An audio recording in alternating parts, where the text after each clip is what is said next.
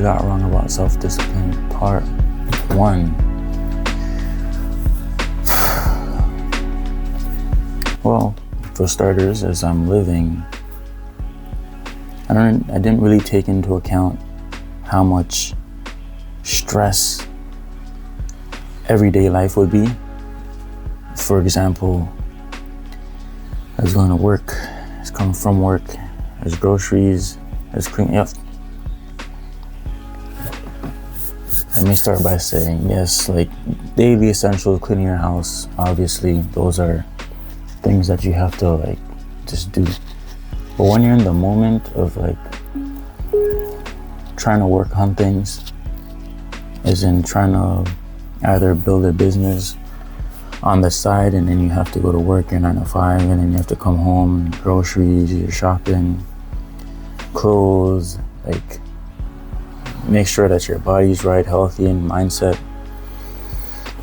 You gotta book dentist appointments, you gotta do all this stuff. Like it all plays a part into like how much stress you're gonna have like going forward.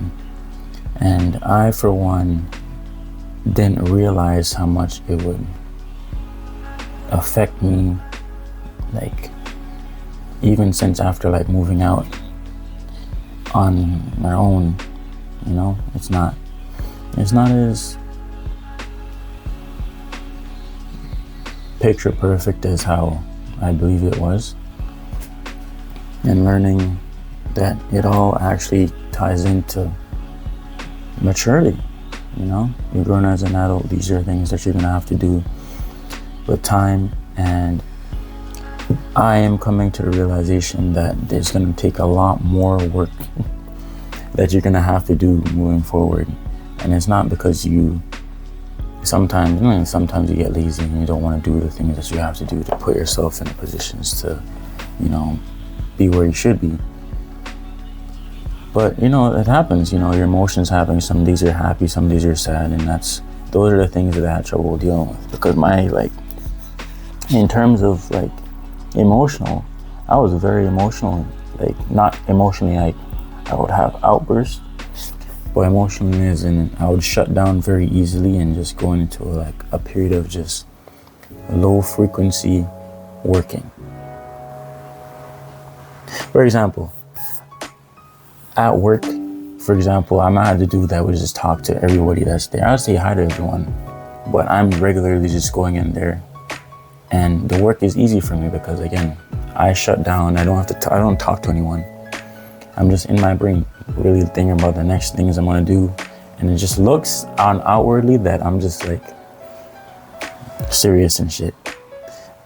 But that's not the case. But yeah, it's very easy for me to like escape into my mind and just work on the next things. And even that was bad, because then it would just be like I would think about the things that I have to do, but I would start them but not necessarily finish them, like with my own time frame. And where am I right now? I'm getting better at it. You show up the next day, and sometimes you get tired of that day, and then, you know, you fall short, but just keep going.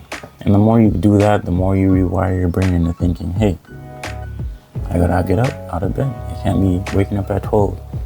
I can't be waking up at 11 a.m. You know, it makes no sense. The day starts at 5, 6.